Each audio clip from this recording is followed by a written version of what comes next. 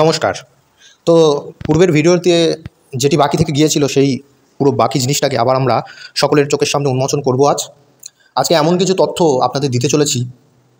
আগেই বলে রাখছি যে আমাদের এই চ্যানেলে বৌদ্ধ ধর্মের বিরোধী বা আমাদের চ্যানেল কোনো বৌদ্ধ ধর্ম বা অন্য কোনো ধর্মের কোনো মতের সম্প্রদায়ের বিরোধী নয়। যেহেতু একটা প্রশ্ন উঠেছিল, সেই প্রশ্নটি আমাদের সনাতন হিন্দু ধর্মের মানুষদের উপর টার্গেট করা এবং স্বামী বিবেকানন্দর কথাতে দিয়ে তারা এই মিথ্যাচারটি শুরু করেছে। তো যেহেতু সত্য উন্মোচন করার এবং মতামত ব্যক্ত করার এবং যুক্তিতর্ক দেওয়ার অধিকার সকলের রয়েছে, তো সেই সুবাদে আমরা স্বামী বিবেকানন্দের সেই কথাটির পর্যালোচনা করছি এবং বিশ্লেষণ করছি মাত্র। এখানে যাদের বোঝার অসুবিধা হবে তারা কমেন্ট অবশ্যই করবে, যাদের বোঝার অসুবিধা হবে না তো তারা তো বুঝতেই পারবে এবং তারা শেয়ার করবেন। ভিডিওটি আপনাদের শেয়ার করা উচিত এবং আমাদের সংস্কৃতিকে রক্ষা করা আমাদের অবশ্যই কর্তব্য। সেই কারণে আমরা এই ভিডিওটি কন্টিনিউ করছি। তো এখানে যে সমস্ত কথা রয়েছে সেটি হচ্ছে আমরা নিয়েছি স্বামী বিবেকানন্দের কমপ্লিট অফ ওয়ার্কের খণ্ড নম্বর 3 থেকে। সেখানে দ্য সেক্স অফ ইন্ডিয়ার 264 নম্বর পেজে আপনারা পেয়ে যাবেন। আমি একদম তথ্যসূত্র বলে দিলাম। এখন আমরা এই যেটা পড়তে চলেছি বা যেটা আপনাদেরকে দিতে চলেছি সেটা অবশ্যই আমরা স্ক্রিনে দিয়ে দেব, আপনারা সেটা দেখে নেবেন। দেখে আপনারা নিজেই বিচার করবেন যে স্বামী বিবেকানন্দ জগন্নাথ মন্দিরকে প্রাচীন বলেছেন, এটা তো সবাই দেখিয়ে দিয়েছে, কিন্তু জগন্নাথ মন্দির সেই পেজে আরও কী বলেছে এ সমস্ত কিন্তু তারা কিন্তু বলেনি আপনাদের। তো আসুন আমরা সেই দেখে নেব। তো সেখানে কি বলেছে স্বামী বিবেকানন্দ, সেখানে দেখুন তারপর থেকে বলছেন এই পেজে দেখুন, Das in spite of the parading of mercy to animals, in spite of the sublime ethical religion, in spite of the heart-splitting discussion about the existence or non-existence of a permanent soul। এই যে প্যারাটা রয়েছে না, এই প্যারাটার বাংলা অর্থ আপনারা করে নিন। আমার কথা যদি বিশ্বাস না হয় বাংলা অর্থটা আপনারা করে নিন। এভার পর্যন্ত আপনারা বাংলা অর্থটি এটা করতে পারেন। সেখানে কি বলছে আমরা বাংলা অর্থটাই পড়ে নিই, তাহলে আপনারা বুঝতে পারবেন। সেখানে বলছে যে এইভাবে পশুদের প্রতি দয়া প্রচারের পরেও, মহৎ নীতিশাস্ত্র ভিত্তিক ধর্ম থাকার পরেও আত্মার স্থায়ী অস্তিত্ব আছে কিনা তা নিয়ে সূক্ষ্ম যুক্তিতর্ক চলার পরেও বৌদ্ধ ধর্মের পুরো কাঠামো একে একে ভেঙে পড়েছিল। এখন তিনি স্বামী বিবেকানন্দ এখানে আলোচনা সাপেক্ষে গিয়ে তিনি বলছেন যে বৌদ্ধ ধর্মের কাঠামো একে একে ভেঙে পড়েছিল। কেন ভেঙে পড়েছিল সেখানে বলছেন তিনি, এবং এই পতনের দৃশ্য ছিল অত্যন্ত ভয়াবহ।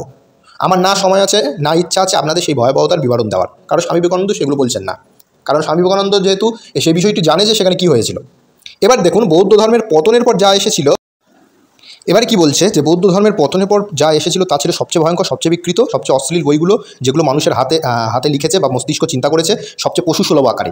তার মানে কী বলছেন এখানে অনেকে বলতে পারেন তাহলে বৌদ্ধ ধর্মের পতনের পর হয়তো আমাদের সমাজ সবচেয়ে ভয়ঙ্কর হয়ে গেছিল। না, সেখানে এটা পরিষ্কার নয়, কারণ যদি এটা পরিষ্কার হতো তাহলে অশ্লীল বইগুলো যেগুলো মানুষ হাতে লিখেছে এই কথা আসতো না। কারণ তখন তো নববৌদ্ধদের যেহেতু দাবি যে জগন্নাথ মন্দির বৌদ্ধদের ছিল, তো বৌদ্ধরা যখন সেখানে ছিল তাহলে সেই বইগুলো সেই সবচেয়ে অশ্লীল বইগুলো, যেগুলো অশ্লীল বই রয়েছে সেই অশ্লীল বইগুলো অবশ্যই তাদেরই লেখা হবে। সেই জন্য সেই বৌদ্ধ ধর্মের পতনের পর সেই বইগুলো মানুষের হাতে লিখেছে, সেগুলো সবচেয়ে পশুসুলভ আকারে আমরা পেয়েছি। তো এর থেকে কি বোঝা যায় যে বৌদ্ধ ধর্ম যখন ছিল তখনই এই সমস্ত অশ্লীল বই, এই সমস্ত বিকৃত মস্তিষ্কের চিন্তা, পশুসুলভ আচার এই সমস্ত কিন্তু তৈরি হয়েছিল। এটা কিন্তু স্বামী বিবেকানন্দ একদম পরিষ্কার বলছে। কারণ এখানে অনেকে হয়তো দাবি করতে পারে যে এখানে তো লেখা আছে বৌদ্ধ ধর্মের পতনের পর যা এসেছিল তা ছিল সবচেয়ে ভয়ঙ্কর, কিন্তু কথাটির মানে বা কথাটির ধরন অনেকে এটা নিয়ে মিথ্যাচার করবে। কিন্তু এখানে স্বামী বিবেকানন্দ আলোচনা সাপেক্ষে বলছেন যে এই যে সবচেয়ে ভয়ঙ্কর, সবচেয়ে বিকৃত, সবচেয়ে অশ্লীল বইগুলো যেগুলো মানুষের হাতে লিখেছে, তার মানে এই যে অশ্লীল বইগুলো রয়েছে বইগুলো কারা লিখেছে? কারণ সব তো বৌদ্ধ ধর্মের ছিল, তখন তো সব তো বৌদ্ধ ধর্মের ছিল, এটা তাদের কথা অনুযায়ী। তো যদি বৌদ্ধ ধর্মেরই থাকবে তাহলে এই অশ্লীল বইগুলো তারাই লিখেছে, এটা আমরা ধরে নিতে পারি কি না? কারণ যেহেতু ওপরে বলেছেন হিন্দুইজম, অর্থাৎ পুনর্বার আমরা হিন্দু ধর্মকে রক্ষা করছি। কারণ আগে হিন্দু ছিল, পরে বৌদ্ধরা নিয়ে এই সমস্ত লিখেছে, তারপর আমরা আবার পুনরায় উদ্ধার করেছিলাম, যেটা স্বামী বিবেকানন্দজি ওপরে বলেছেন। এবং এরপরে কি বলছেন আমরা দেখে নিই, চলুন। এরপর তিনি আলোচনা সাপেক্ষ করতে গিয়ে তিনি যে কথাটি বলেছেন সেই কথাটি অত্যন্ত প্রয়োজনীয়, অত্যন্ত গুরুত্বপূর্ণ, আপনারা নোট করুন, পয়েন্ট টু বি নোটেড। এখানে কি বলছেন, the most heaviest sermons, the most horrible, the most offence book that human, যেটা আমরা বললাম যে কী বই লিখেছে, the most bestial from that ever past under the name of religion have all been the creation of degraded Buddhism. এর অর্থটা কি? এর অর্থটা আপনারা যদি বাংলা করেন তাহলে অবাক হয়ে যাবেন সেখানে কি বলছেন স্বামী বিবেকানন্দ।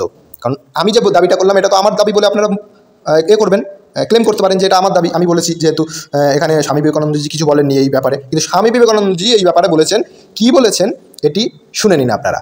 তিনি বলছেন এই আলোচনা করতে গিয়ে, মানে যে পশুসুলভ আকারে যে অশ্লীল বইগুলো লিখেছেন বললেন, এরপরে তিনি বলছেন, ধর্মের নামে যা কিছু ঘটেছে তা সবই ছিল অবক্ষয়িত বৌদ্ধ ধর্মের ফল। Point to be noted.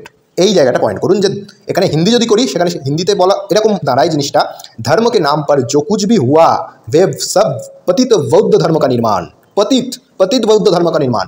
আমি আগের দিন বলেছিলাম যে স্বামী বিবেকানন্দ কীভাবে বৌদ্ধ ধর্মকে পশুর সঙ্গে বা পাশবিক সঙ্গে তুলনা করেছিলেন এবং পতিত ধর্ম বলে তিনি বলেছেন।